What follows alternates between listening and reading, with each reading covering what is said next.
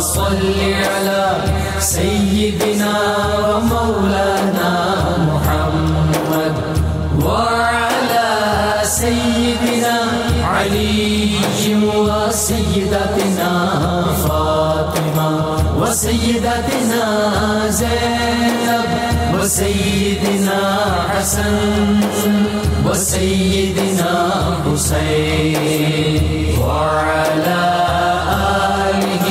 وصحبه وبارك وسلم. الحمدللہ رب العالمین والصلاة والسلام علی سید الانبیاء والمرسلین. اللہم صلی علی سیدنا و مولانا محمد وعلی آلہ واصحابہ وبارک وسلم وصلی علیہ. دنیا کے تمام دیکھنے والوں، تمام چاہنے والوں، تمام پیار کرنے والوں اور جہاں جہاں تک اس وقت میری آواز کو سنا اور مجھے دیکھا جا رہا ہے، جنید اقبال کی جانب سے انتہائی محبت کے ساتھ السلام علیکم. ایک بار پھر ناظرین، آپ کو پر نور صبح میں صبح نور کے ساتھ میں دل کی گہرائیوں سے خوش آمدید کہتا ہوں. اور آئیے بلا توقف چلتے ہیں حضرت ابو انیس محمد برکت علی علیہ رحمہ کی تعلیف اسماء النبی کریم صلی اللہ علیہ وآلہ وسلم سے رسول اللہ صلی اللہ علیہ وآلہ وسلم کا ایک اسم مبارک پڑھنے اور سننے کی سعادت حاصل کرتے ہیں. سیدنا المخبر الغیب صلی اللہ علیہ وآلہ وسلم، ہمارے سردار غیب کی خبریں دینے والے، درود و سلام بھیجے اللہ آپ صلی اللہ علیہ وآلہ وسلم پر، آپ صلی اللہ علیہ وآلہ وسلم کی آل پاک پر اور صحابہ رضوان اللہ تعالیٰ علیہم اجمعین پر.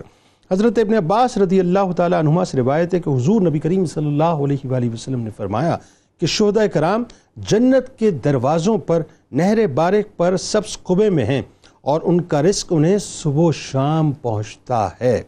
بات ناظرین کرام جب شہداء کرام کی ہوئی تو آئیے ذرا ان شہداء کی بات کرتے ہیں جو شہداء کے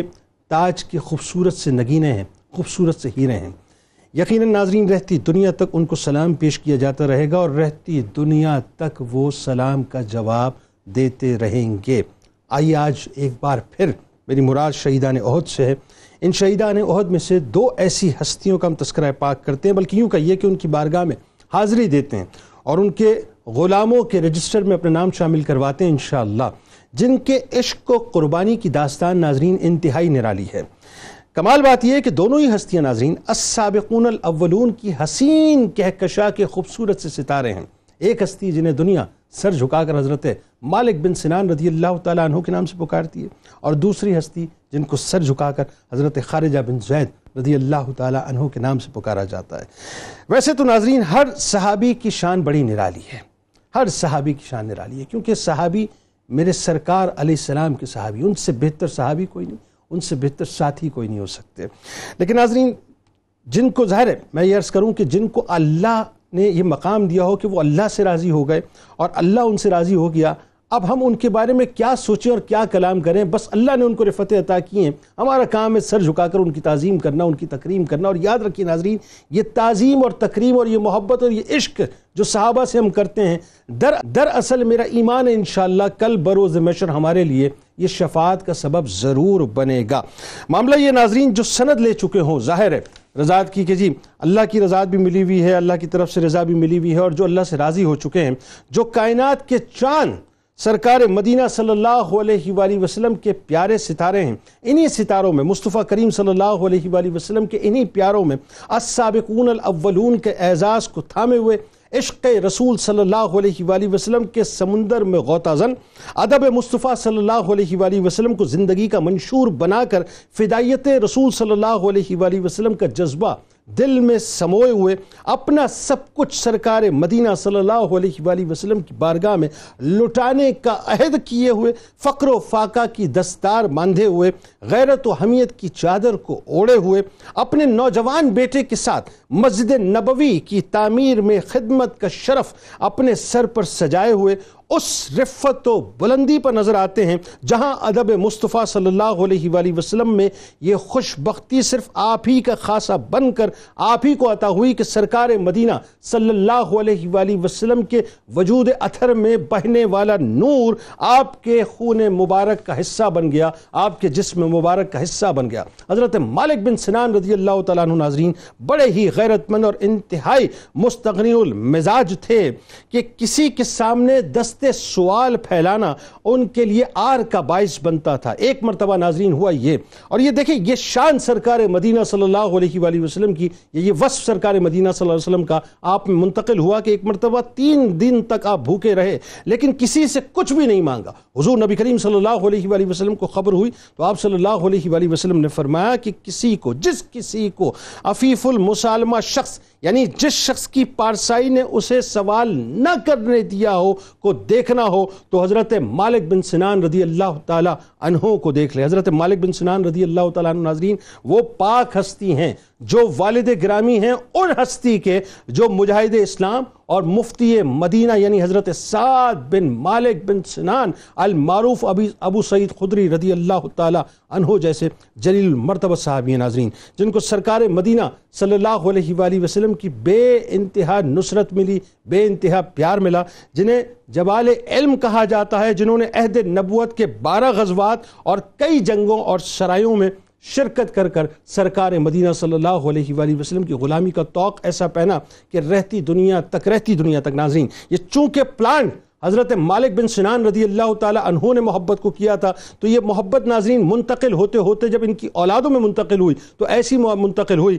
کہ کہیں وہ عشق مصطفیٰ صلی اللہ علیہ وآلہ وسلم کا جام پیتی اولادیں نظر آتی ہیں تو کہیں اہل بیت اطہار پر اپنا سب کچھ قربان کرتی نظر آتی ہیں۔ آج ناظرین کرام سب سے پہلے ہم حضرت مالک بن سنان رضی اللہ تعالیٰ عنہ کی بارگاہ میں انشاءاللہ ہدیہ تہنیت پیش کریں گے، اور انشاءاللہ دوسرے میں حضرت خارجہ بن زید رضی اللہ تعالیٰ عنہ کی بارگاہ میں ہدیہ تہنیت پیش کریں گے۔ ہمارے ساتھ 3 شخصیات موجود ہیں جو یقیناً کسی تعارف کی محتاج نہیں ہیں۔ پہلی شخصیت ممتاز عالم دین محترم جناب مفتی ارشاد حسین سعیدی صاحب ہمارے ساتھ تشریف فرما ہے۔ دوسری شخصیت ممتاز عالم دین محترم جناب مفتی محمد آصف مدنی صاحب ہمارے ساتھ تشریف فرما ہے۔ اور تیسری شخصیت نوجوان اسکالر ہیں، پہلی مرتبہ ہمارے ساتھ تشریف فرما ہے، معروف اسکالر ہیں جناب علامہ زیغم گردیزی صاحب ہمارے ساتھ تشریف فرما ہے۔ آپ تینوں کو میں خوش آمدید کہتا ہوں، السلام علیکم۔ اور آخر میں انشاءاللہ ملک کے معروف شناخواں جناب حافظ محمد مظہر اشرفی صاحب منقبت کا نذرانہ پیش کریں گے۔ صاحب آپ سے بات کا آغاز کرتے ہیں۔ حضرت مالک بن سنان رضی اللہ تعالیٰ عنہ شہیدان احد میں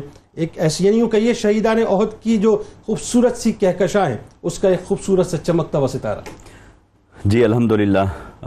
آپ نے نہایت خوبصورت انداز میں ایسے دریا کو کوزے میں بند کر دیا ہے۔ اللہ تبارک و تعالی ہمیں ایسی محبت نصیب فرمائے ان ہستیوں کے ساتھ۔ دیکھیے حضرت مالک بن سنان خدری انصاری رضی اللہ تعالی عنہ، آپ کا جو شجرہ نسب ہے مالک بن سنان بن عبید بن ثعبلہ بن الابجر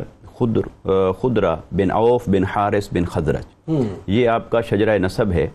اور خزرج قبیلہ جب آقا علیہ الصلوۃ والسلام تشریف لائے مدینہ منورہ میں تو اوس اور خزرج یہ 2 قبیلے بہت معروف قبیلے تھے اور بڑے قبیلے تھے، اور انہی میں سے ایک قبیلے کے ساتھ آپ کا تعلق ہے۔ آپ کے والد سنان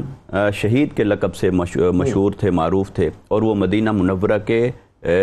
رئیس تھے، اور مدینہ منورہ کے قریب ایک کنواں تھا، آپ اس کے مالک تھے، اور ایک قلعہ تھا، اس پورے قلعے کے آپ مالک تھے، قلعہ اجرد کے۔ یعنی اس کا مطلب یہ جدی پشتی آپ پیسے رکھتے تھے تو ہاں، یعنی خاندانی اعتبار سے ایک بڑے نام والے صحابی، اور آقا علیہ الصلوۃ والسلام کی غلامی میں آ گئے تو پھر سارا تعارف اور سارا نام آقا علیہ السلام کی نسبت سے جڑ گیا۔ سبحان اللہ۔ اور آپ نے اسلام قبول کیا تھا آقا علیہ الصلوۃ والسلام کو دیکھے بغیر، یعنی آپ مدینہ میں تھے اور آقا علیہ السلام ابھی مکہ میں تھے، اللہ اکبر، اور آپ نے سن کر اسلام قبول کر لیا، اللہ اکبر، تو کیا شان ہوگی۔ شرف صحابیت آپ کو تب حاصل ہوا جب آقا علیہ السلام مدینہ منورہ تشریف لائے، سبحان اللہ۔ اور آپ کی زوجہ حضرت انیسہ بن حارثہ وہ بھی ایمان لائیں آپ کے ساتھ، انہوں نے بھی جیسے انہوں نے لبیک کہا انہوں نے بھی آپ کے ساتھ لبیک کہا۔ اور یہ مثالیں بھی بڑی عجیب ہیں کہ وہ جو جیون ساتھی تھے انہوں نے بھی ایمان میں بھی اسی رشتے کو آگے برقرار رکھا۔ اور آپ جب آقا علیہ السلام تشریف لائے مدینہ منورہ میں تو آپ کو پھر شرف صحابیت ملا۔ تو میں اس بات کو یوں بھی دیکھتا ہوں کہ ایک ہے وہ کہ جنہوں نے ایک نظر دیکھا اور گرویدہ ہو گئے اور کلمہ پڑھ لیا، مگر یہ کہ جنہوں نے دیکھا بھی نہیں تھا، صرف سنا،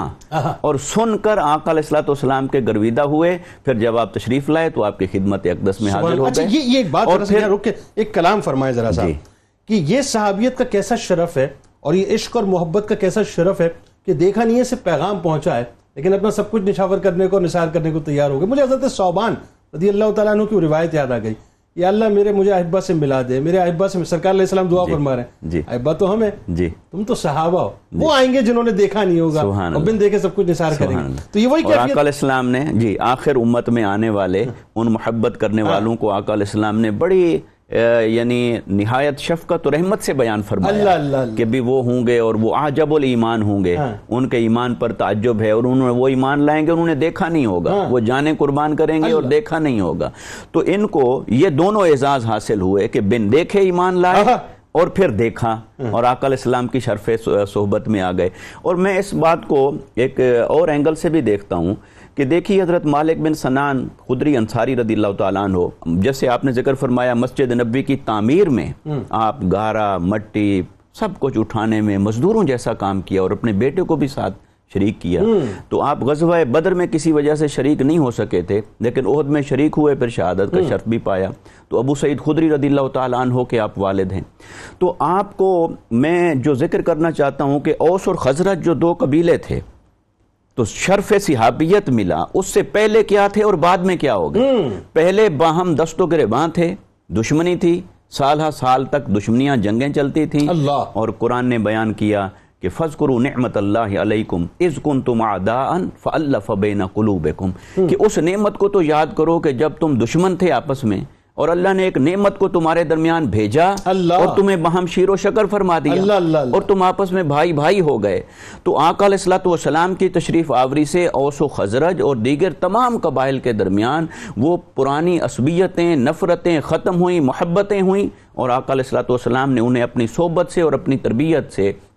ذاتی خصائل میں اور اجتماعی خصائل کے اندر اتنا ممتاز اور منفرد بنا دیا تھا کہ یہی تو شان ہے صحابہ کی کہ یوں تو امت کے صلحاء بھی ہیں اور علماء بھی ہیں، امت کے اندر ابدال بھی ہیں، غوث بھی ہیں، کتب بھی ہیں، مگر کوئی صحابی کے درجے کو نہیں پا سکتا. اور صحابی کو بھی یہ رتبہ نہ نماز نے دیا، نہ روزے نے دیا، نہ تقوی نے دیا، اگرچہ وہ باقی ساری امت سے عمل میں سب سے بلند تھے لیکن اس کے باوجود ان کا نقطہ امتیاز جو ہے وہ عمل نہیں ہے، وہ صحبت مصطفیٰ کو پا لینا، وہ آقا علیہ السلام کی وارفتگی کو پا لینا. یعنی یہ صحبت ایسی ملی کہ اگر احد پہاڑ جو ہے وہ سونا کا بن جائے اور ہم اسے جو ہے خیرات کر اللہ کی راہ میں تو ایک صحابی کے مد کے برابر نہیں ہو سکتا. اچھا ایک اور فضیلت بھی ساتھ ساتھ ملی نا حضرت مالک بن سنان رضی اللہ تعالیٰ عنہ کے والے سے میں دیکھ رہا تھا کہ یہ جو چند ایک لوگ ہیں، کائنات جب سے بنی اور کائنات جب تک رہے گی، السابقون الاولون کا جو ٹائٹل یا تاج ہے چند ایک کے سر پر ہے. جی السابقون الاولون کا وہ امتیاز ہے کہ جس کو خود قرآن نے صراحت کے ساتھ بیان فرمایا کہ وہ ہستیاں کہ جو صحابہ میں بھی سب سے بلند رتبے پر ہیں، وہ سب سے اول ہیں، وہ سب سے سابق ہیں، وہ رتبے میں سبقت رکھنے والے، وہ عظمت میں سبقت رکھنے والے، وہ مقام اور مرتبہ میں سبقت لے گئے، اور پھر آقا علیہ السلام کی صحبت میں سبقت لے گئے، اور پھر صحابہ کرام میں سے بھی کوئی ان جیسا نہ ہو سکا جو آقا علیہ السلام کی پہلی جماعت کہلائی، اور پھر جو السابقون الاولون کا ٹائٹل اپنے سر پہ سجائے، یہ تاج سر پہ سجائے، آقا علیہ السلام کے صحابی ہوئے. تو یعنی جو صحابہ میں بھی نمایاں مقام پر جا پہنچے تو آپ انہی میں سے ہیں. حضرت مالک بن سنان خدری جان بھی قربان کی، مال اور اسباب بھی قربان کیے، اولاد بھی قربان کی، اور سب کچھ آقا علیہ السلام کے قدموں میں نچھاور کر کے امر ہو گئے اور رہتی دنیا تک اپنے نام کو، عظمت کو تاریخ میں رقم فرما. سبحان اللہ. بات آگے بڑھاتے ہیں مفتی صاحب. ایک تو بنیادی بات یہ جو میں نے ابتدا میں بات کی کہ ظاہر ہے اتنا بڑا مقام، اتنا بڑا رتبہ اور پھر اتنا بڑا نام، پھر وہی بات ہے کہ یہ اگر انڈیویجول کیپیسٹی میں دیکھیں حضرت مالک بن سنان رضی اللہ تعالیٰ عنہ کو تو میرا خیال ہے بات کا حق ادا نہ ہو. یہ تو پورا گھرانہ سرکار علیہ السلام پر فدا ہونے والوں کا گھرانہ ہے. دوسری بات جو سرکار علیہ السلام کی شان استغنا تھی وہ وصف آپ کے اندر نظر آتا ہے، اس پہ ذرا کلام فرمائیے. اور پھر اپنی اولاد کو بھی پیش کر دینا، یعنی 13 برس کی عمر غزوہ احد میں، ذرا بتائیے کیا عشق ہے. اعوذ باللہ من الشیطان الرجیم، بسم اللہ الرحمن الرحیم.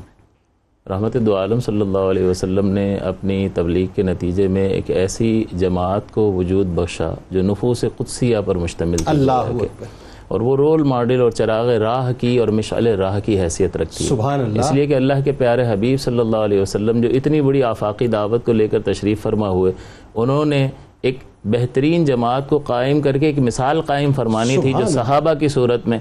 وہ مثال قائم ہوئی، اور اس کا حصہ جو بھی بنا یقیناً جو ہے وہ تقدیر بھی ان کی تقدیر پہ رش کرتے ہوئے دکھائی دیتی۔ سبحان اللہ، سبحان۔ اور ایمان جو اللہ تبارک و تعالیٰ کے فضل سے انہیں حاصل ہوا، اور حضور علیہ الصلوۃ والسلام نے جو جماعت تیار فرمائی اور پھر ان کو اطراف و اکناف میں پھیلایا، اور مصعب بن عمیر جو وہاں تشریف لے گئے اور گھر گھر جا کر لوگوں کو دعوت اسلام دی ہے، جس کے نتیجے میں ان کے حصے میں یہ ایمان کی دولت آئی اور پھر شرف صحابیت بھی حاصل ہوا۔ تو یہ کمال ایمان جو ہے اس نے انہیں اس نہج پر پہنچا دیا جس کو اللہ تعالیٰ قرآن عظیم میں ذکر فرماتا ہے، جو ایمان کا لازمی نتیجہ ہے، لا خوف علیہم ولا ہم یحزنون، کہ جس شخص کا ایمان درجہ کمال پر ہوگا اسے نہ ماضی کے کسی معاملے کا خوف ہوگا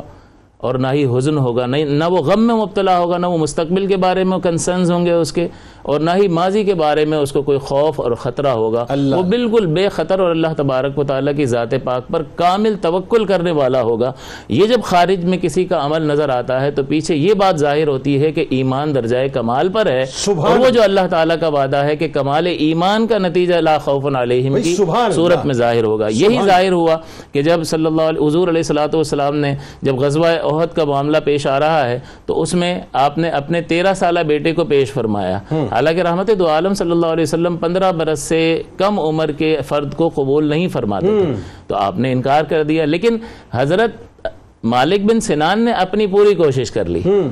اور آخر میں جب حضور نے انکار فرمایا تو انہوں نے اس طرح حجت پیش فرمائی، کوشش کر لی کہ حضور اس کے ہاتھ تو دیکھیں پورے مردوں والے ہاتھ۔ اب توجہ طلب امر یہ ہے کہ جس طرح سے حضرت ابراہیم علیہ الصلوۃ والسلام نے اپنی قربانی پیش کر دی، چھری چلا دی، وَنَادَيْنَاهُ أَن يَا إِبْرَاهِيمَ قَدْ صَدَّقْتَ الرُّؤْيَا، کہ ہم نے ندا کی کہ اے ابراہیم تو نے اپنا خواب سچ کر دکھایا۔ تو جو ان کی کیپیسٹی میں تھا وہ انہوں نے کر دکھایا، پھر اللہ تعالیٰ نے جو انعام عطا فرمایا کہ جان بھی بچ گئی اور قربانی بھی اعلیٰ درجے میں قبول ہوئی۔ اسی طرح سے آپ نے یہاں پر اس بات کا ثبوت پیش کیا، اور جب آپ اپنے بچے کو لے کر جاتے ہو تو بچے سے کس قدر جذباتی وابستگی ہوتی ہے انسان کو، کیسی بات ذرا تصور میں انسان لائے، اور 13 سالہ بچہ ہے، بیٹا ہے، اس کو آپ سپورٹ کر رہے ہیں، اور کیا اس کا مقابلہ اس کے ہم عمر کے ساتھ ہوگا؟ عالم شباب پہ پہنچا ہی نہیں ابھی تک بچہ۔ اور دوسری بات یہ کہ وہ جب میدان میں اگر اترے گا تو اس کا مقابلہ کس سے ہوگا؟ 13 سال 15 سال کے کوئی ایک دیو ہیکل آدمی اس کے سامنے آ سکتا ہے اور لمحے بھر میں وہ اس کو زہر بھی کر سکتا ہے۔ اس بات کی قطعی کوئی پرواہ نہیں تھی، بلکہ وہ جانتے تھے کہ اللہ تبارک و تعالیٰ نے فرمایا یہ دنیا کی زندگی تو یہ لہو و لعب ہی ہے، کھیل کود ہے، اصل زندگی آخرت ہی کی زندگی ہے۔ تو وہ ایمان کامل ان کو اس پر ابھارتا تھا۔ اسی طرح سے رحمت دو عالم صلی اللہ علیہ وسلم کا جو وصف مبارک ہے کہ آپ نے یہ فرمایا کہ میں نے اختیاری فقر کو اختیار کیا، اپنے اختیار سے اس بات کو منتخب فرمایا، اور رحمت دو عالم صلی اللہ علیہ وسلم یہ بھی فرماتے ہوئے دکھائی دیتے ہیں کہ یا اللہ دعا کرتے ہیں آپ کہ مجھے ایک دن تو کھلا تاکہ میں تیرا شکر ادا کروں، اور ایک دن مجھے فاقے میں مبتلا کر تاکہ میں صبر کروں۔ اس لیے کہ انسان کی ٹوٹل جو زندگی ہے وہ ہیو اور ہیو ناٹ کی جنگ ہے۔ تو جب تمہیں کوئی ملے، کچھ ملے، تو اسوہ رسول کو دیکھتے ہوئے شکر ادا کرو، اور جب اللہ تعالیٰ کسی تنگی میں مبتلا کر دے تو اسوہ رسول کو دیکھتے ہوئے صبر کرو، تاکہ دونوں جہتوں سے تم اللہ کی بارگاہ میں نبی کے اسوے پر عمل کرتے ہوئے کامیابی کو اختیار کرو۔ یہی چیز کہ ایک مالدار باپ کا بیٹا جو پورے قلعے کا مالک ہے، اتنا مالدار، اور اسلام کے بعد فقر و فاقہ کا بھی سامنا ہوا تو کوئی شکایت نہیں ہے کہ وہ جانتے ہیں کہ آخرت کی زندگی۔ اور دوسری بات یہ کہ انسان ظاہر سی بات ہے کہ جب تکلیف میں مبتلا ہوتا ہے تو شریعت بھی اس کو اجازت دیتی ہے کہ بوقت ضرورت تم سوال کر سکتے ہو، لیکن آپ کی غیرت ایمانی ایسی تھی کہ 3 دن فاقہ کیا اور اس کے باوجود دستے سوال دراز نہیں کر رہے ہیں، اور حضور علیہ الصلوۃ والسلام انہیں عفیف المسالمہ کا لقب ارشاد فرما رہے ہیں۔ اس کا مطلب یہ ہے کہ دل کے اندر کبھی خیال ہی پیدا نہیں ہوا کہ مانگ لوں اور دبایا ہو۔ ایک تو یہ ہے نا کہ بندہ روک رہا ہو کہ یار لوگ دیکھ رہے ہیں، مانگوں گا تو کیا کہیں گے، لیکن یہاں پر حضور علیہ الصلوۃ والسلام کا انہیں عفیف المسالمہ کا لقب دینا استغنا کی وجہ سے ان کی قلبی حالت کے اخلاص پر کا منہ بولتا ثبوت ہے کہ دل میں یہ مانگنے کا خیال اور تصور ہی نہیں ہے۔ تو لہٰذا توجہ طلب امر یہی ہے کہ اسی طرح سے جب مسجد نبوی کی تعمیر ہوتی ہے تو 11 سالہ بیٹے کو لے کر آ جاتے ہیں۔ ہم تو کہیں گے کہ ہمیں دکان پر جانا ہے، ہم تو کہیں گے ہمیں کام پر جانا ہے۔ آج ہمارا دین ہم سے یہ مطالبہ کرتا، یہ نہیں کہتا کہ جاؤ کٹ مرو، کیونکہ جہاد کا معاملہ نہیں ہے، لیکن دین کو جس حد تک سیکھنے کو فرض قرار دیا کہ عقیدہ سیکھو، جو عبادت تم پر لازم ہے اس کو سیکھو، جو معاملہ تم کرتے ہو خرید و فروخت کا اس کو سیکھو، اور گناہوں کی معرفت حاصل کرو۔ ہمارے پاس اتنا وقت نہیں ہے، لیکن وہ اپنی اولادوں کو اگر تعمیر کی ضرورت پیش آئی ہے تو پتھر اٹھا کر خود بھی لا رہے ہیں، اور ان کا 11 سالہ بیٹا بھی لا رہا ہے، اور جنگ احد میں شہادت کے لیے پیش کرنا ہے تو انتہائی قدم اٹھانے کے لیے بھی اپنی اولاد کو پیش کرتے ہوئے نظر آتے ہیں۔ بات یوں آگے بڑھاتے ہوئے عرض کروں مفتی صاحب، آپ کی طرف آتا ہوں کہ میں ابھی جب یہ جملہ فرما رہے تھے تو میں ایک بات سوچ رہا تھا کہ اب جتنے بھی دیکھنے والے ہیں نا، ظاہر ہے کئی صحابی ہیں، سرکار علیہ السلام خود اپنے دست مبارک سے مسجد تعمیر کے لیے مٹی اور گارا اٹھا رہے ہیں، لگا رہے ہیں، تعمیر فرما رہے ہیں، یہ تو نسبت ذہن میں رہنی چاہیے، لیکن اب یہ نسبت آپ کے ذہن میں رہے گی کہ اب جو مسجد نبوی جائے ذہن میں رکھے کہ اس کی بنیادوں میں حضرت مالک بن سنان رضی اللہ تعالیٰ عنہ، حضرت ابو سعید خدری رضی اللہ تعالیٰ عنہ کی جو ہے محنت بھی شامل ہے۔ یہ کتنا بڑا یعنی تاج ہے سر پر، مسجد نبوی، یعنی ہم کوئی مسجد تعمیر کروا دیں، ارے اس میں نل لگوا دیں، وہ صدقہ جاریہ رہتی دنیا تک بن جاتا ہے ہمارے لیے، ہماری اولادوں کے، کجا اس کے کہ مسجد نبوی جو حرم پاک ہے اس کی تعمیر میں حصہ ڈالا، کتنی بڑی فضیلت، رہتی دنیا تک ایک مقام۔ دوسرا جو سرکار علیہ السلام سے آپ کا عشق اور آپ کی شہادت ہے، ذرا وہ بتائیے۔ بسم اللہ الرحمن الرحیم، اللہم صلی علی محمد وعلی آل محمد وبارک وسلم۔ بہت شکریہ جنید بھائی، سب سے پہلے تو آپ کو اور آپ کی جملہ انتظامیہ کو دل کی گہرائیوں سے مبارکباد ہے کہ پورا سال اس پلیٹ فارم سے ان پاکان امت محمدیہ صلی اللہ تعالیٰ علیہ وآلہ وسلم کو خراج عقیدت و تحسین پیش کرنے کے لیے اس طرح کا سلسلہ کیا جاتا ہے۔ اللہ رب العالمین قبول فرمائے اور سلسلے میں مزید برکت عطا فرمائے۔ حضرت سنان بن مالک رضی اللہ تبارک و تعالیٰ مالک بن سنان رضی اللہ تبارک و تعالیٰ مسجد نبوی کی جو تعمیر کا سلسلہ ہے، قرآن کریم میں انبیاء کرام علیہ السلام کا شیوا اور انبیاء کرام علیہ السلام کا طریق اس کو بیان فرمایا گیا۔ جس طرح حضرت ابراہیم علیہ السلام نے حضرت اسماعیل کے ساتھ مل کر خانہ کعبہ کی تعمیر فرمائی، اور اس ذکر کو قرآن کریم میں، اس واقعے کو قرآن کریم میں بیان فرمائے، تو یہ انبیاء کرام علیہ السلام کا ایک طریق ہے، سنت ہے، اور اولاد کی تربیت میں اس چیز کو بھی شامل کیا جائے کہ مسجد کے ساتھ ان کا تعلق قائم کیا جائے۔ ٹھیک ہے۔ حضرت مالک بن سنان رضی اللہ تبارک و تعالیٰ عنہ ان نفوس قدسیہ میں سے کہ جن کی شہادت کا تذکرہ اور شہادت کی اور ان کی قربانی کی جو تعریف و تحسین ہے وہ قرآن کریم میں بیان فرمائی گئی، اور آپ صلی اللہ تعالیٰ علیہ وآلہ وسلم نے بھی ان پر فخر فرمایا اور ان کی تعریف و توصیف بیان فرمائی۔ اور علامہ اقبال نے انہی نفوس قدسیہ سے متعلق فرمایا تھا نا کہ شہادت ہے مطلوب و مقصود مومن، نہ مال غنیمت نہ کشور گشائی۔ یعنی اسی جذبے سے سرشار ہو کر خود بھی حضور کی بارگاہ میں حاضر ہو رہے ہیں، آپ کے ساتھ آپ کی اہلیہ حضرت انیس حضرت ام سلید رضی اللہ تبارک و تعالیٰ عنہ آپ بھی حاضر ہو رہی ہیں، اور پھر اپنے بیٹے حضرت ابو سعید خدری کو جنہیں واپس بھیج دیا گیا کم عمری کی وجہ سے، اور ایک طرف یہ کفار مکہ سے برسر پیکار ہیں،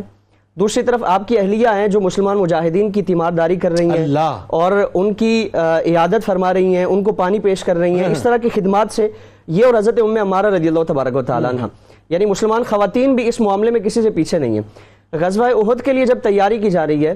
تو آپ صلی اللہ تعالیٰ علیہ وآلہ وسلم نے جہاں دیگر آپ کے تفردات ہیں، امتیازات ہیں، اسی کے ساتھ ساتھ آپ کو یہ خاص امتیاز حاصل ہے کہ مدینہ منورہ سے باہر نکل کر جو جنگ کرنے کا جو مشورہ ہے جن صحابہ کرام نے پیش کیا، ان میں حضرت مالک بن سنان رضی اللہ تبارک و تعالیٰ حضور نے فرمایا کہ تمہارے پاس کیا وجہ ہے، کیوں ہم باہر جا کر جنگ کریں؟ تو عرض کیا کہ یا رسول اللہ دو چیزیں تو ہمارے لیے اللہ رب العالمین نے مقدر فرما دی ہیں، ایک یہ ہے کہ اگر ہمیں اللہ رب العالمین فتح عطا فرما دے تو ہم مجاہد بن کر، غازی بن کر اپنے گھروں میں لوٹیں گے۔ یعنی یہاں مال غنیمت کو پیش نظر نہیں رکھا جا رہا، یہاں جو اللہ رب العالمین کی راہ میں جہاد کرنے کا جو صلہ ہے اور جو غازی بننے کا جو ایک اعزاز ہے اس کو سامنے رکھا جا رہا ہے، نہ مال غنیمت نہ کشور گشائی۔ پھر عرض کیا کہ یا رسول اللہ اگر اللہ رب العالمین نے ہمیں شہادت عطا فرما دی تو پھر شہید کے لیے اللہ رب العالمین نے جو اعزاز اور جو کمال عطا فرمایا ہے اس کو ہم حاصل کر لیں گے۔ اب اسی جذبے سے سرشار ہو کر حضور کی بارگاہ میں حاضر ہیں۔ پھر کفار مکہ کی طرف سے جنگ کا جو ایک مرحلہ آیا، کفار کی طرف سے سخت حملہ کیا گیا، اور اس حملے کے نتیجے میں آپ صلی اللہ تعالیٰ علیہ وآلہ وسلم زخمی ہوئے، آپ کا جو خود مبارک تھا آپ کے رخسار مبارک میں اس کی کڑیاں دھس گئی۔ اب ایک طرف یہ جذبات سے سرشار ہو کر کفار کے مقابلے میں ہیں اور کفار سے برسر پیکار ہیں، جب انہوں نے دیکھا کہ آپ صلی اللہ تعالیٰ علیہ وآلہ وسلم اس کیفیت میں ہیں تو باوجود اس کے کہ آپ رسک میں ہیں، آپ خطرے میں ہیں، آپ کی جان جا سکتی ہے،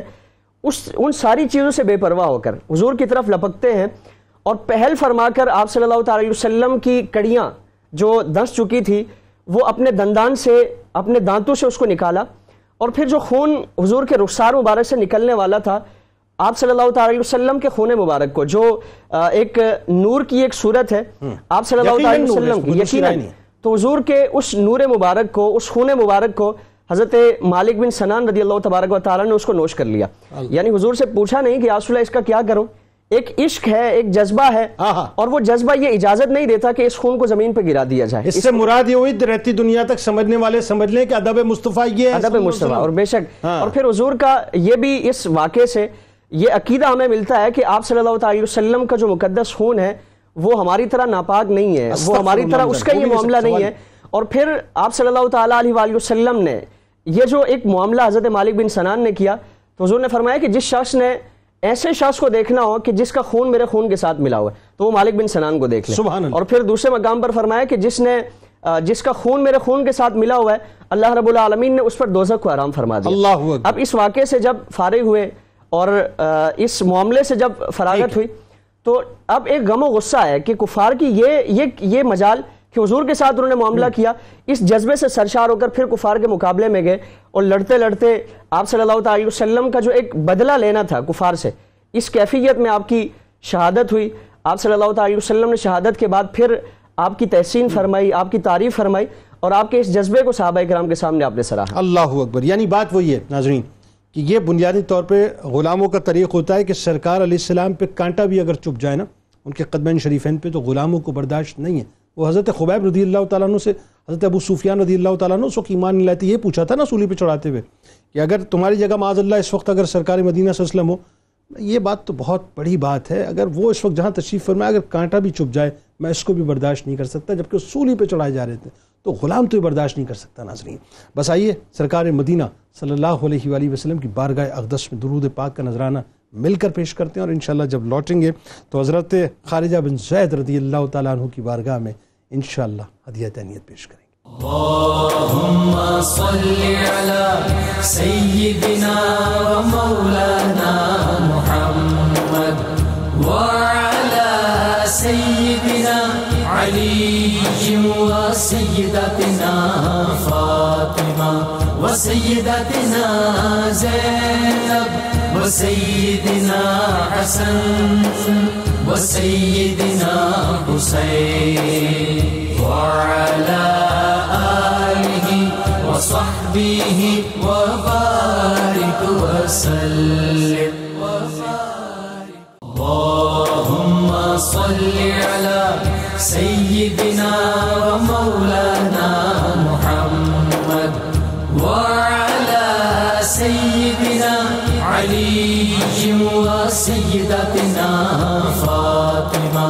وسيدتنا زينب وسيدنا حسن وسيدنا حسين وعلى آله وصحبه وبارك وسلم. ایک بار پھر ناظرین میں آپ کو خوش آمدید کہتا ہوں. کیا حسین کیا خوشبودار تذکرہ پاک ہے ناظرین حضرت مالک بن سنان رضی اللہ تعالیٰ عنہ کا. اور اب آئیے چلتے ہیں آپ کو لے کر حضرت خارجہ بن زید رضی اللہ تعالیٰ عنہ کی بارگاہ میں اور ان کا خوشبودار تذکرہ پاک کرتے ہیں. ناظرین بات یہ ہے کہ جو اپنے قبیلے کے رئیس تھے، دیکھیے بہت آسان ہے ناظرین کہ لوور مڈل کلاس جس کے پاس کچھ ہوتا نہیں ہے وہ اپنا سب کچھ قربان کر دے، بہت آسان ہوتا ہے. لیکن جس کے پاس بہت کچھ ہو، جو ایلیٹ میں ہو، سپر ایلیٹ میں ہو، جو پیسے والے ہو، ان کے لیے بڑا مشکل ہوتا ہے آسائشوں کو چھوڑنا. حضرت خارجہ بن زید رضی اللہ تعالیٰ عنہ وہ ہستی ہیں جو اپنے قبیلے کے رئیس تھے، جن کو کبار صحابہ کی صف کا اعزاز عطا ہوا، جن کو بیعت عقبہ کا شرف نصیب ہوا، جو جناب صدیق اکبر رضی اللہ تعالیٰ عنہ کے مواخات میں بھائی ہیں، جناب صدیق اکبر رضی اللہ تعالیٰ عنہ کے میزبان مدینہ بھی ہیں، اور جناب صدیق اکبر رضی اللہ تعالیٰ عنہ کے سسر بھی ہیں، جن کو عاشق سر جھکا کر حضرت خارجہ بن زید رضی اللہ تعالیٰ عنہ کے نام سے یاد کرتے ہیں، جن کو اللہ تعالیٰ نے وہ رفت عطا فرمائی. ناظرین وہ رفت عطا فرمائی اور وہ مقام عطا فرمایا جو رہتی دنیا تک، یعنی 313 نفوس قدسیہ جن کے سروں پر بدریت کا تاج سجا ہوا ہے ناظرین، اللہ تبارک و تعالیٰ نے اس صف میں آپ کو لا کر کھڑا کر دیا جن کو اللہ تعالیٰ نے اپنی بارگاہ میں افضل ترین مقام سے نوازا، جن پر زمین و آسمان نازاں ہیں۔ انہی نفوس قدسیہ میں ایک حضرت خارجہ بن زید رضی اللہ تعالیٰ عنہ بھی شامل ہیں، جو بدری صحابی ہونے کے ساتھ ساتھ شہیدان احد کی صف میں بھی چمکتے دمکتے اپنا سب کچھ سرکار مدینہ صلی اللہ علیہ وآلہ وسلم پر نچھاور کرتے نظر آتے ہیں۔ میدان احد میں جس وقت آپ کی سماعتوں میں ناظرین یہ سوال آیا کہ رسول اللہ صلی اللہ علیہ وآلہ وسلم کو غضن پہنچا، کوئی تکلیف پہنچی، تو ہمارا اپنے رب کے حضور کیا عذر ہوگا، تو حضرت خارجہ بن زید رضی اللہ تعالیٰ عنہ یہ فرماتے ہیں کہ اپنے رب کے حضور ہمارے پاس نہ تو کوئی عذر ہوگا نہ ہی کوئی دلیل ہوگی۔ یہ وہ عاشقوں کا گھرانہ ہے ناظرین جنہوں نے صرف دین کی خدمت اور سرکار دو عالم صلی اللہ علیہ وآلہ وسلم کے در کی صحیح معنوں میں چاکری کی ہے اور اپنا سب کچھ رخ مصطفیٰ صلی اللہ علیہ وآلہ وسلم پر قربان کر دیا ہے۔ آئیے ناظرین ان کی بارگاہ میں ہدیہ تہنیت پیش کرتے ہیں۔ مفتی صاحب آغاز کرتے ہیں حضرت خارجہ بن زید رضی اللہ تعالیٰ عنہ، بدریت کا تاج بھی سجائے ہوئے ہیں اپنے سر پر اور شہیدان احد کی صف میں بھی کھڑے ہوئے ہیں، کیا خوبصورت بات۔ سبحان اللہ۔ حضرت خارجہ بن زید رضی اللہ تعالیٰ عنہ، دیکھیے ایک تو پوری انسانیت میں انبیاء کے بعد سب سے بڑا رتبہ ہے شرف صحابیت، اور پھر ہم جن ہستیوں کا ذکر خیر کر رہے ہیں، ہمیں سعادت مل رہی ہے، وہ صحابہ میں بھی نمایاں ترین مقامات، اللہ اکبر، السابقون الاولون کا تاج سجائے ہوئے، اور اکابر صحابہ میں آپ کا شمار، اور پھر آپ کا بنو خزرج کے قبیلے سے تعلق، آپ اپنے قبیلے کے بڑے رئیس تھے جس طرح آپ نے ذکر فرمایا، تو آقا علیہ الصلوۃ والسلام کی خدمت میں آنے والے سارے ہی صحابہ کرام وہ نہیں تھے جو غلام تھے، حضرت بلال حبشی جیسے بھی تھے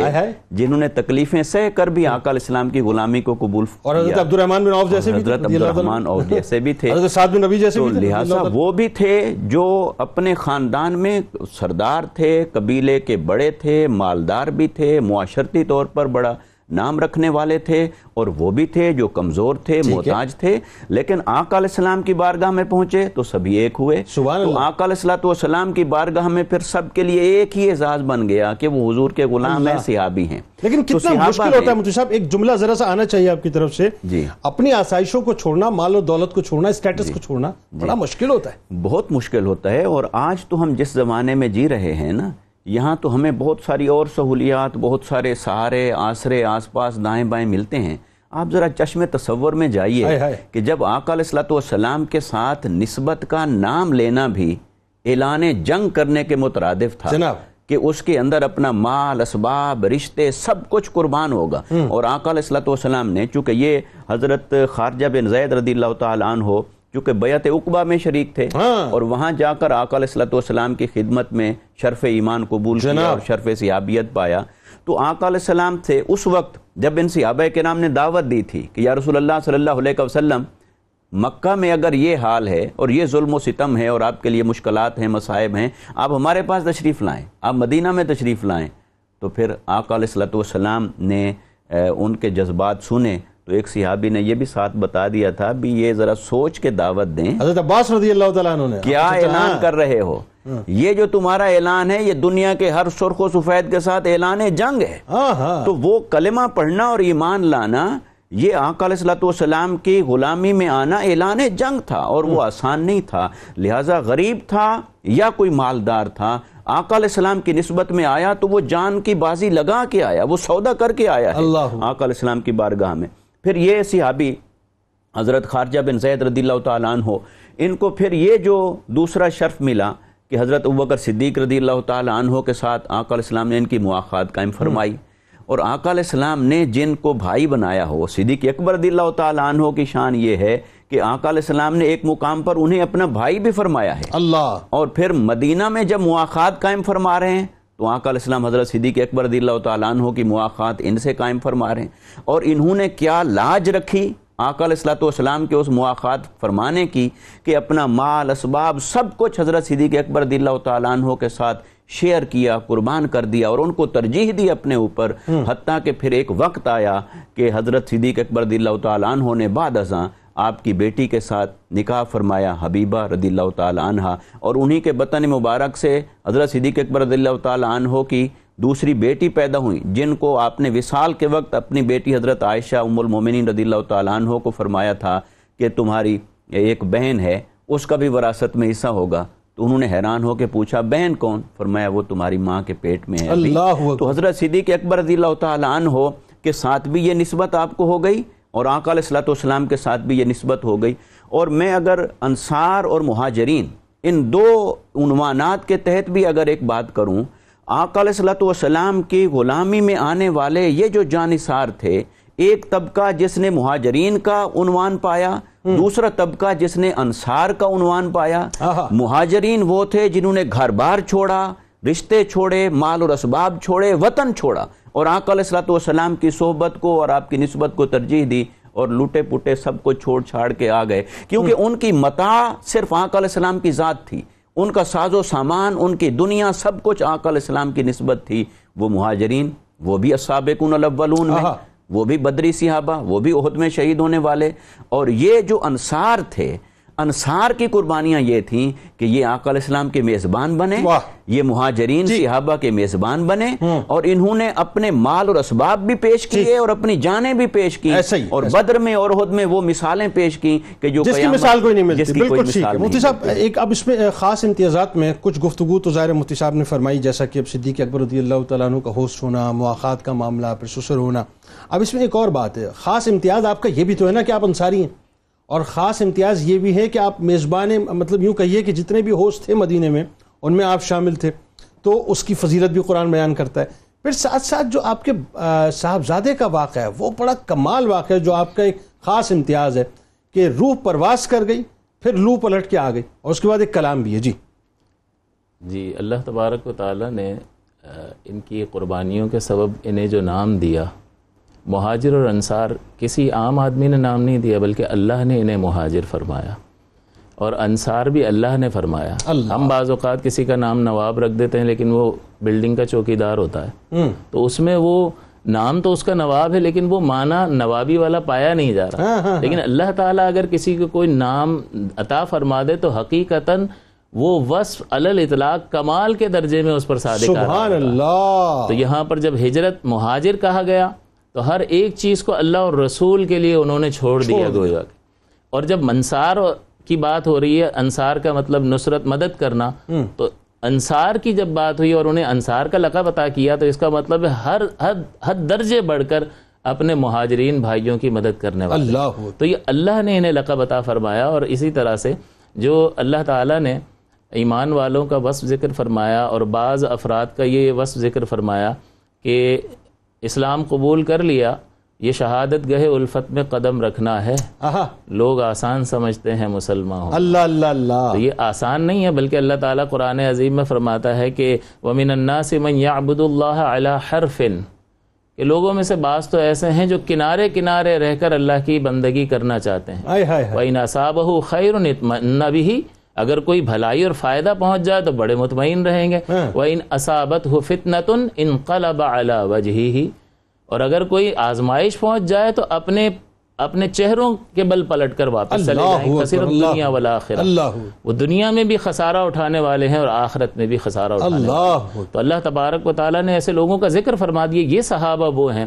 کہ ہر اعتبار سے چاہے نعمت ملے یا آزمائش ملے، وہ اللہ تبارک و تعالیٰ کی رضا کے لیے ہمہ وقت ہر قربانی دینے کے لیے تیار و آمادہ نظر آتے ہیں۔ یہاں پر جیسا کہ آپ نے ذکر فرمایا کہ مواخات کا، تو انصار کی قربانی، مہاجرین کی قربانی اپنے مقام پر قربانی تھی، لیکن انصار بھی اللہ نے فرمایا تو ان کی مدد بھی ایسی ہی تھی، کوئی عام قربانی نہیں تھی کہ ہر چیز میں انہوں نے نصف کر دیا، کسی کو اپنے گھر سے حصہ دینا، اپنی جائیداد سے حصہ دینا، باہر سے لوگ آئیں پورا حصہ دے دینا اور اپنا بھائی بنا دینا۔ اور کس کے میزبان بنے؟ ثانی اثنین اذ ہما فی الغار۔ اللہ اکبر، میں یہی سوال آپ سے کرنے والا عظمت والی شخصیت کا اللہ تبارک و تعالی نے آپ کو میزبان بنایا، یہ آپ کی عظمت پر دلالت کرتا ہے۔ یار غار یار مزار، سرکار علیہ السلام کا انتہائی قرب جس شخص کو حاصل ہوا، اس کی صحبت بھی کثرت کے ساتھ حاصل ہوئی، اور پھر آپ نے اپنی بیٹی ان کو نکاح میں دی۔ اور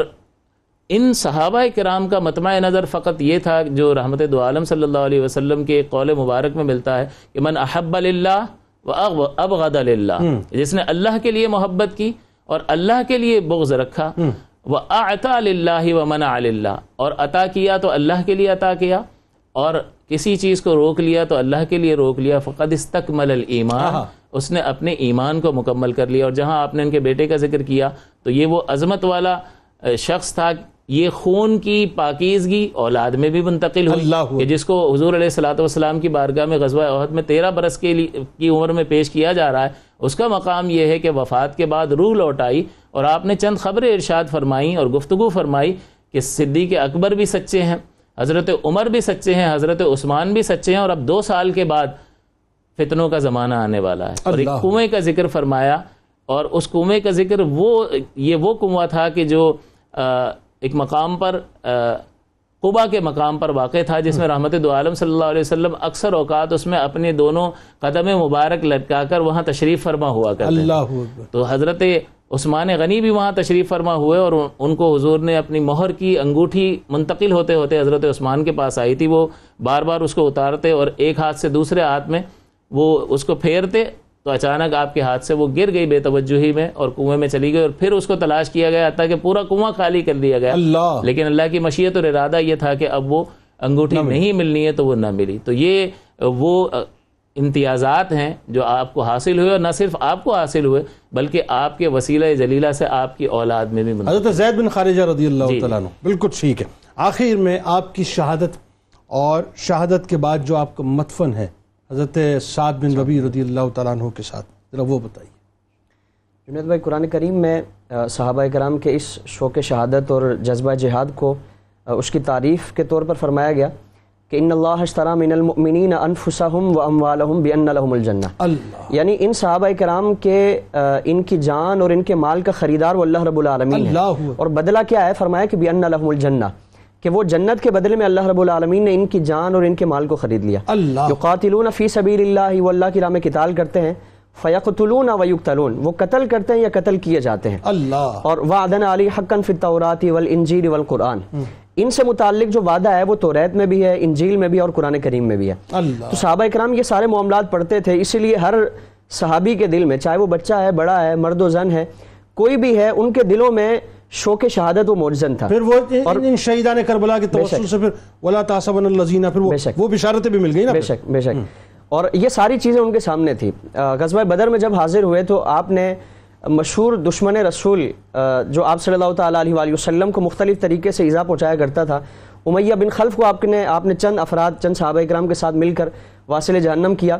اور اب یہ امیہ بن خلف کے بیٹے صفوان بن امیہ جو بعد میں اسلام انہوں نے قبول کیا، تو اس وقت سے لے کر بدر سے لے کر وہ حضرت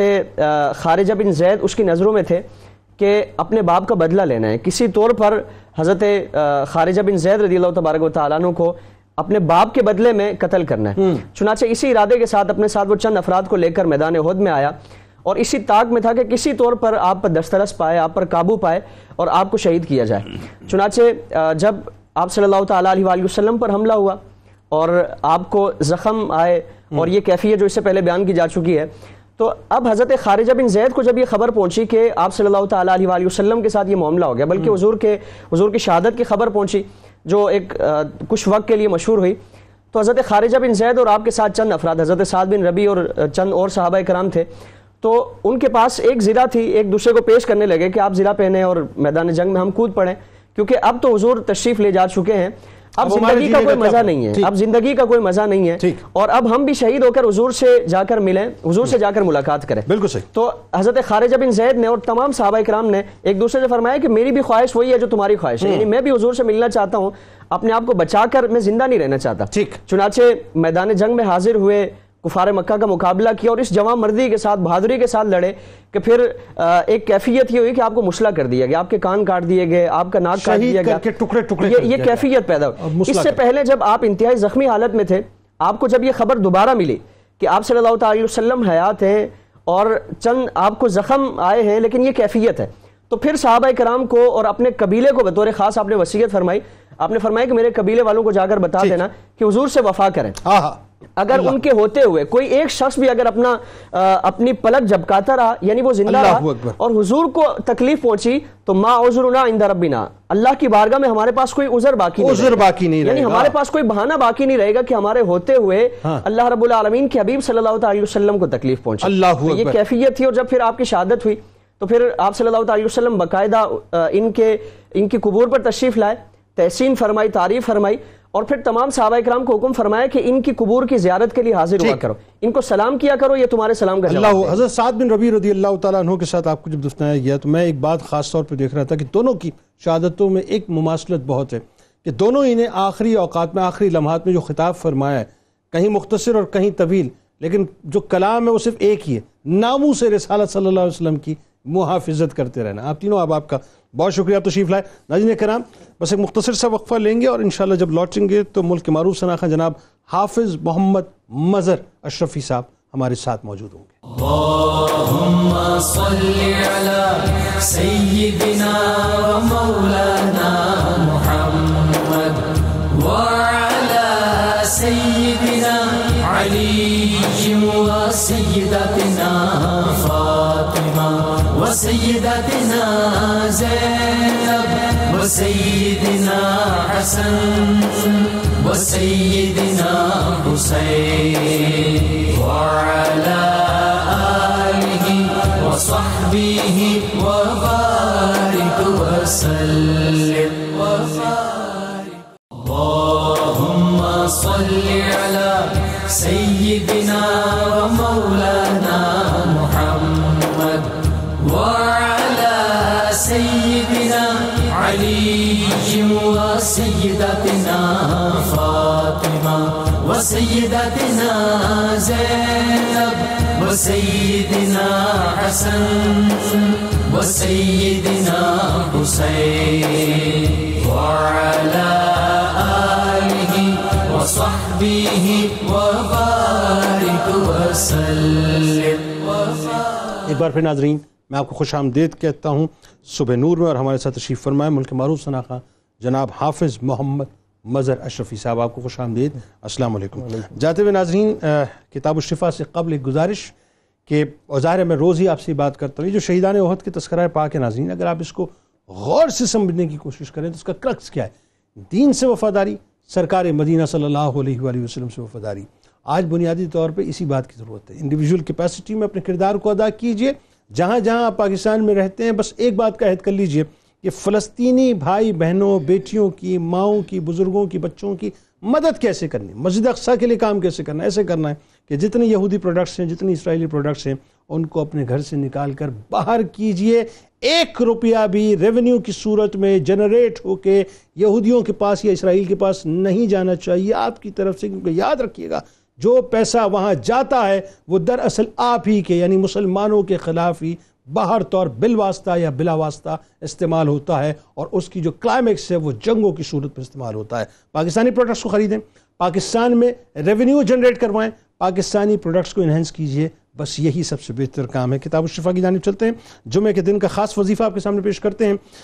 نبی کریم صلی اللہ علیہ وآلہ وسلم کا ارشاد ہے کہ جو شخص جمعے کے دن سورہ کہف کی تلاوت کا معمول بناتا ہے تو وہ عذاب قبر سے محفوظ ہو جاتا ہے اور اس کے رزق میں کبھی بھی کمی نہیں آتی۔ حضرت صدیق اکبر رضی اللہ تعالیٰ عنہ کا قول مبارک کہ جو قوم جہاد کو چھوڑ دیتی ہے اللہ تبارک و تعالیٰ اس پر ذلت کو مسلط کر دیتا ہے، اور جس قوم میں برائی عام ہو جاتی ہے اللہ تبارک و تعالیٰ اس پر مصیبت کو لازم کر دیتا ہے۔ روزنامہ 92 نیوز میں آج انشاءاللہ آپ شہیدان احد حضرت بن سنان رضی اللہ تعالیٰ عنہ، حضرت خارجہ بن زید رضی اللہ تعالیٰ عنہ کے حوالے سے آرٹیکل پڑھ سکتے ہیں۔ ٹویٹر پہ ہمیں ضرور فالو کیجیے گا، فیس بک پیج کو ضرور لائک کیجیے، یوٹیوب چینل کو ضرور سبسکرائب کر لیجیے اور بیل آئیکن کو ضرور کلک کر لیجیے۔ آپ وہاں موجود ہیں، یہاں موجود ہیں، انشاءاللہ مل کے نعرہ لگاتے ہیں، اس دعا، اس امید، اس یقین کے ساتھ اجازت دیں کہ لا یؤمن احدکم حتی اکون احب الیہ من والدہ وولدہ والناس اجمعین۔ اللہ تعالیٰ آپ کا، ہمارا، ہم سب کا، پاکستان کا اور امت مسلمہ کا حامی و ناصر ہو، آمین۔ پاکستان کا مطلب کیا؟ لا الہ الا اللہ محمد رسول اللہ صلی اللہ علیہ وآلہ وسلم۔ جناب شہید احد مالک پر کرم پیارے خدا کا ہے،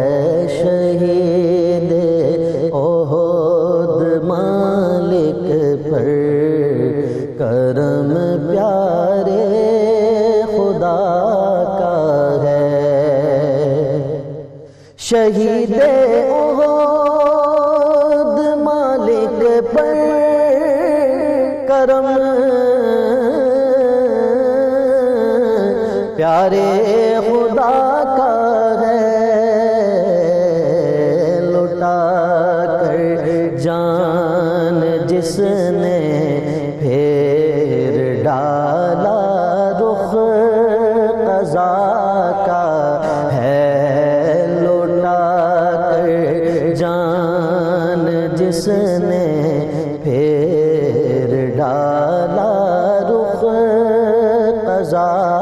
کا ہے۔ احد میں زخم آقا کا جو چوسا تھا محبت سے،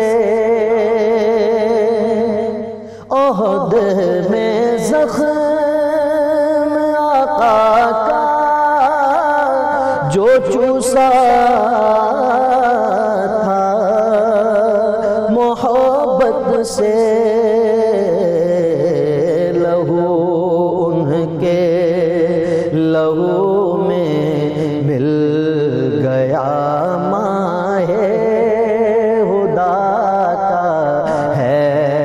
لہو ان کے لہو میں مل گیا ماہ خدا کا ہے، اور خدا کے دین کی خاطر لڑے وہ استقامت سے، خدا کے دین کی خاطر لڑے وہ استقامت سے، احد کے ہیں شہیدوں میں یہ رتبہ خارجہ کا ہے، احد کے ہیں شہیدوں میں یہ رتبہ خارجہ کا ہے۔ ان کے مرقد پر ہیں دیتے آج بھی نوری سلامی، ان کے مرقد پر ہیں دیتے آج بھی نوری، کرم ساجد نیکم میں پر شہیدان وفا کا ہے، کرم ساجد نیکم میں پر شہیدان وفا کا ہے، لٹا کر جان جس نے پھیر ڈالا رخ قضا کا ہے، شہید احد مالک پر کرم پیارے خدا کا ہے۔ اللہم صلی علی سیدنا و مولانا محمد وعلی سیدنا علی و سیدتنا فاطمہ و سیدتنا زینب و سیدنا حسن و سیدنا حسین وعلی آلہ وصحبہ وبارک وسلم۔